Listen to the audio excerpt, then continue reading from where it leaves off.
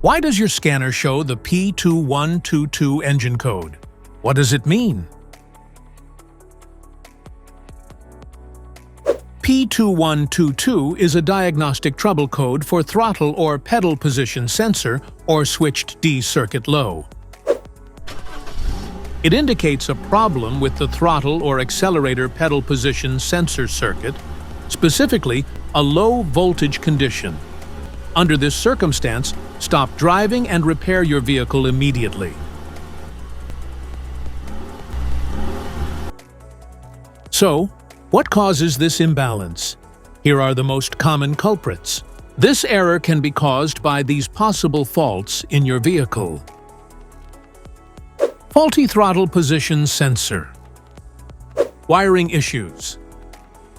Contaminated throttle body.